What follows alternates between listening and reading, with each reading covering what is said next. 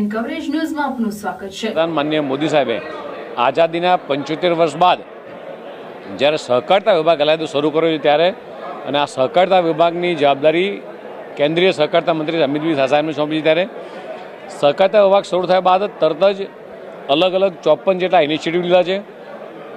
આખા દેશની તમામ પેક્સને કોમ્પ્યુટરાઇઝ કરવી, નવા 17 જેટલા આયામો એમાં વર્કિંગ કરશે અને સાથે સાથે ગુજરાતની અંદર એક પાયલટ પ્રોજેક્ટ હાથ ધરવામાં આવ્યો હતો માન્ય અમિતભાઈ સાહેબના માર્ગદર્શન હેઠળ બનાસકાંઠા અને પંચમહાલની અંદર કોઓપરેશન એમોંગ કોઓપરેટિવ એટલે સહકારતા સમૃદ્ધિના વિઝન હેઠળ તમામ કોઓપરેટિવ સાથે સંકળાયેલા લોકો, ખેડૂતો, વેપારી, તમામ મંડળીઓના તમામ લોકોના બેંક એકાઉન્ટ એ ડિસ્ટ્રિક્ટ બેંકમાં ખોલવા અને તેના ભાગરૂપે બનાસકાંઠા અને પંચમહાલમાં ખૂબ મોટી સફળતા મળી। ત્યારબાદ આખા રાજ્યની અંદર આખું અભિયાન ઉપાડ્યું છે। માન્ય મુખ્યમંત્રી ભૂપેન્દ્રભાઈ પટેલના માર્ગદર્શન હેઠળ આખા રાજ્યમાં પ્રવાસ થઈ રહ્યો છે અને દરેક જિલ્લા આજે મહેસાણા ખાતે માન્ય જીએસસી બેંકના ચેરમેન અજયભાઈ, અમારા બંને ચેરમેન શ્રી વિનોદભાઈ, અમારા અશોકભાઈ અને તમામ સંસદ સભ્યો સાથે આખો વર્કશોપ કરવામાં આવ્યો છે।